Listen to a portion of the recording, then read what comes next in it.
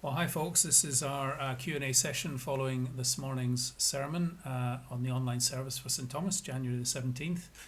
The sermon was on the story of Jesus' encounter with Nathanael. And if you want to follow the passage, you can find it in the first chapter of John's Gospel from verse 45 onwards. Julia was listening to the sermon, I was delivering it, and this Q&A session is Julia enabled to ask some questions of me, and it may provoke some questions for you. In which case, if you're watching this on our Facebook page or on YouTube, you can pop your comments or your inquiries into the comments box, the chat box.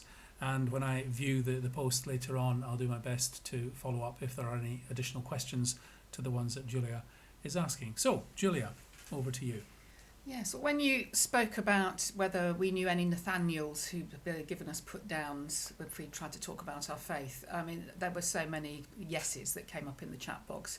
And I just wondered, how do we cope with that? Because it really can feel like quite a bruising thing when you just get that knocked back and you don't feel like a Philip at that point. You're just trying to deal with the Nathaniel comments that you're getting. Well, I think we have to be aware of what's going on in ourselves, and sometimes we can feel that somehow it's our responsibility to convert this person overnight, and we kind of feel a little bit, therefore, awkward, and we come across perhaps stiffly, and maybe the way we talk to our Nathaniels can feel a bit to the Nathaniel combative. So I think we need to get a little bit of a thicker skin, recognise it's not our business to win people to the faith. We're just God's instrument, and to be sensitive perhaps to God's timing. Some people take a long time to respond, and some people come to that conversation with a lot of baggage.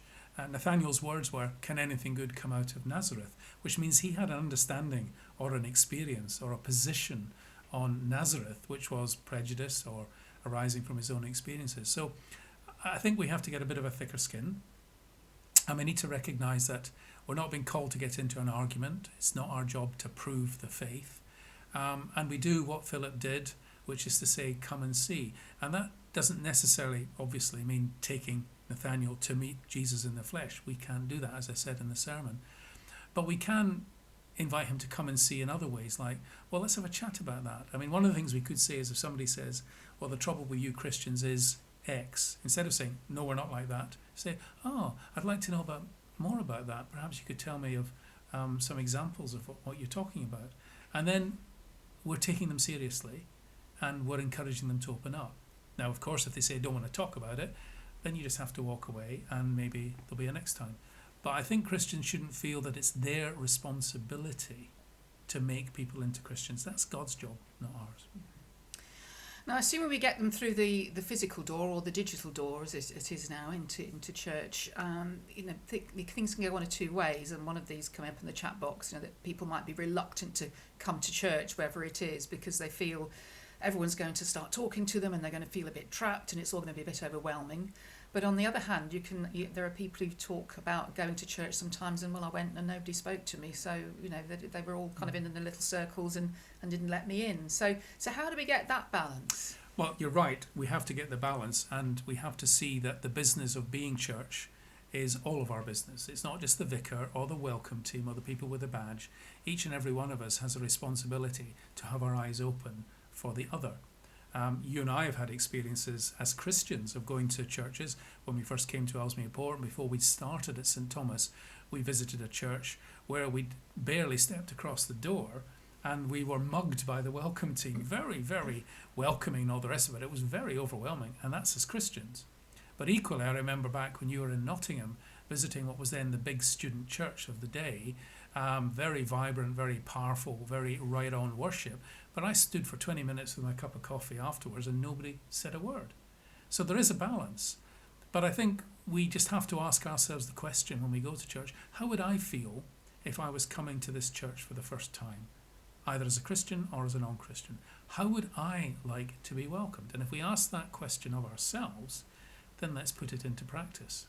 I think we have to switch on our people radars so that when we come to church, there will be people that we know who we want to see. We have a terrible tendency to do business when we're at worship, and maybe we need to correct that. But I think even before we get to techniques and systems, just having our people radar switched on, just looking up from our conversation with the person we know to see, is there a face I don't know? and then just basically say to them, all right, you okay? Do you know where the coffee is? Or whatever.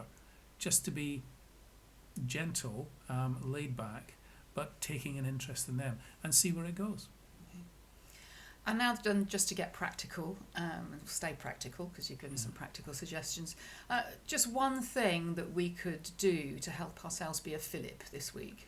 Well, I think first of all, it's something for us all to be. It's not just for the so-called evangelists or people who are confident and upfront. All of us can be used by God to intersect with another person. When you read through the Bible, all sorts of unlikely people end up by being the catalysts for an encounter.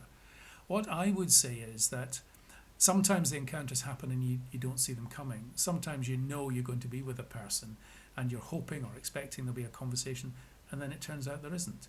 So there is a sense in which, instead of anticipating an encounter or even planning for it, that we just begin each day prepared. Be prepared, the Scouting motto.